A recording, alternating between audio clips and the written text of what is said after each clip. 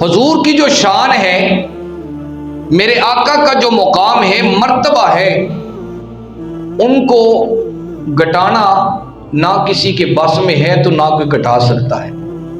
جس کو رب کہے والضحیٰ واللیل اذا سجا، جس محبوب کے بارے میں رب کہے الم نشرح لک صدرک ووضعنا عنک وزرک الذی انقض ظہرک، جس کے ذکر کے بلند کرنے کا رب کہے ورفعنا لک ذکرک، جس نبی کا ذکر، جس محبوب کا ذکر رب خود بلند کرے، کسی کی کیا مجال ہے کہ وہ محبوب کے ذکر کو گٹا سکے؟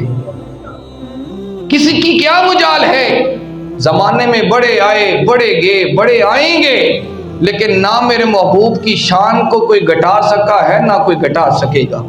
وہ کہتے ہیں کیسے سمجھیں گے، کیسے سمجھیں گے تیری شان زمانے والے، خود مٹیں گے تیرا نام مٹانے والے۔ تو حضور کا نام تو نہ مٹ سکا ہے نہ مٹے گا، نہ مٹ سکا ہے نہ مٹے گا۔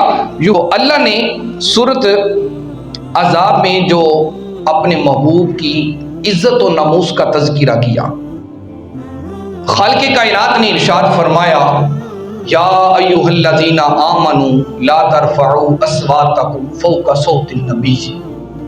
اللہ خالق کائنات نے ارشاد فرمایا اے ایمان والو، لا ترفعوا، نہ بلند کرو، لا ترفعوا اصواتکم، نہ بلند کرو اپنی آوازوں کو۔ آگے فرمایا اصواتکم فوق صوت النبی، میرے نبی کی آواز سے، میرے نبی کی آواز سے۔ آگے فرمایا ولا تجہروا لہ بالقول کجہر بعضکم لبعض ان تحبط اعمالکم۔ اللہ نے فرمایا جس طرح تم آپس میں ایک دوسرے کے ساتھ گفتگو کرتے ہو، تمہاری آواز بلند ہو جاتی ہے، اللہ فرمایا جب میرے نبی کی بارگاہ میں آنا ہے تو ادب کو ملحوظ ہاتھ رکھنا ہے۔ فرمایا اللہ خالق کائنات نے ارشاد فرمایا لبعض ان تحبط اعمالکم وانتم لا تشعرون، تمہارے سارے کے سارے اعمال ضائع ہو جائیں گے، تمہیں اس کی خبر بھی نہیں ہوگی۔ تو یہ آیہ مبارکہ اس وقت نازل ہوئی جب اللہ کے محبوب کی بارگاہ میں بڑے جید صحابہ حضور کے، حضرت ابو بکر صدیق، حضرت فاروق اعظم رضی اللہ تعالی عنہما حضور کی بارگاہ میں موجود تھے۔ تھوڑی سی آواز اونچی ہوئی، آپس میں حالانکہ گفتگو کر رہے ہیں لیکن تھوڑی سی آواز اونچی ہوئی تو اسی وقت اللہ نے اپنے محبوب کے سینے پر یہ آیت نازل فرما دی۔ اور جو محبوب کی بارگاہ میں مقبول ترین بندے ہیں وہ ابو بکر، عمر ہیں اور دیگر صحابہ بھی ہیں، اور سب سے جو اونچا مقام ہے حضور کے صحابہ میں وہ ابو بکر صدیق ہیں، پھر عمر ہیں۔ اگر وہ بھی حضور کی بارگاہ میں اونچا بولیں تو رب کہے نہیں، جب میرے محبوب کی بارگاہ میں آنا ہے اپنی آواز کو پست رکھنا ہے۔ ایسا نہ ہو کہ تم میرے محبوب کی بارگاہ میں آ کے اونچی آواز سے گفتگو کرو تو تمہارے اعمال بھی ضائع ہو جائیں۔ تو یار جس ابو بکر کے لیے اور جس عمر کے لیے رب آیت نازل کر دے تو ہم کون سی باغ کی مولی ہیں۔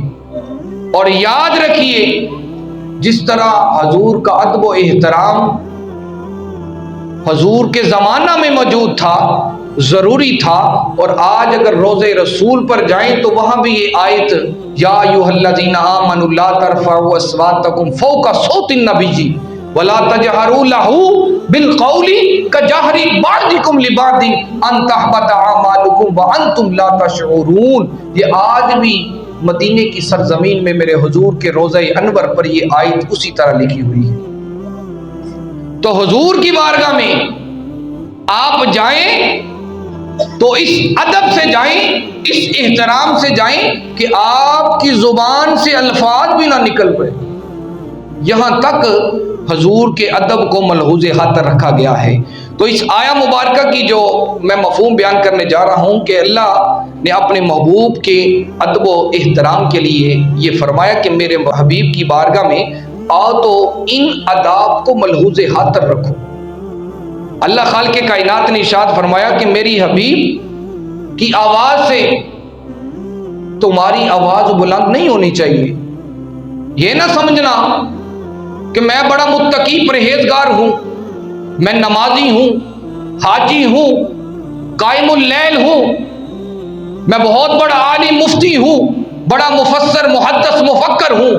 اللہ نے فرمایا نہیں نہیں، جو تم میرے محبوب کی بارگاہ میں آنا ہے، اگر تھوڑی سی بھی اونچی آواز ہوئی تیری یہ عبادات نہیں دیکھی جائیں گی۔ اگر محبوب کی آواز سے تھوڑی آواز بھی بلند ہوئی تمہاری ساری کی ساری جو عبادتیں ہیں وہ ختم ہو جائیں گی۔ تو حضرت ذی وقار حضرت امام مالک رحمۃ اللہ تعالی علیہ حضور کے بہت بڑے عاشق گزرے ہیں۔ حضرت عبداللہ بن مبارک رضی اللہ تعالیٰ عنہ فرماتے ہیں کہ ایک دفعہ میں حضرت امام مالک کی بارگاہ میں گیا، آپ اس وقت طلباء کو حدیث کا علم پڑھا رہے تھے۔ آپ فرمانے لگے کہ جب آپ پڑھا رہے تھے تو میں آپ کی بارگاہ میں جا کے بیٹھ گیا۔ جب میں بیٹھ بارگاہ میں ایک بچھو آتا ہے تو امام مالک رحمۃ اللہ تعالی علیہ کو اس نے ڈسنا شروع کر دیا۔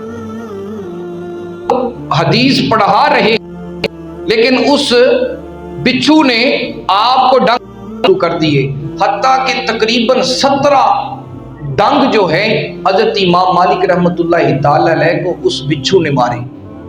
آپ فرمانے لگے میں دیکھ رہا ہوں اور آپ کا چہرے کا رنگ متغیر ہو گیا، پیلا ہو گیا، تکلیف کے آثار آپ کے چہرے پر نمایاں نظر آ رہے تھے۔ آپ رحمت اللہ تعالی علیہ فرمانے لگے میں نہ بولا، خاموشی کے ساتھ دیکھتا رہا۔ جب آپ نے حدیث کا علم پڑھایا، طلباء کو پڑھانے کے بعد جب فارغ ہوئے، آپ فرمانے لگے کہ میں نے عرض کی حضور آپ حدیث کا جب علم پڑھا رہے تھے تو ایک بچھو آتا ہے وہ آپ کو ڈستا ہے، حتیٰ کہ اس نے 17 ڈنگ آپ کے جسم پر مارے۔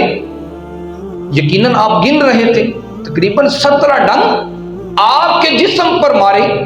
میں نے تکلیف کے آثار بھی آپ کے چہرے پر دیکھے، لیکن آپ نے حدیث کو پڑھانا نہیں چھوڑا۔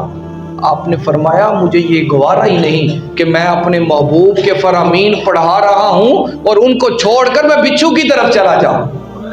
یہ امام مالک کی محبت تھی۔ تو یاد رکھیں کہ جس امام مالک کے اندر حضور کے فرمان کا اتنا ادب ہے، وہ فرمان والے کے کتنا ادب کرتے ہوں گے۔ اگر اتنا ادب حضور کے فرمان کا ہے تو پھر حضور کا ادب کتنا کرتے ہوں گے۔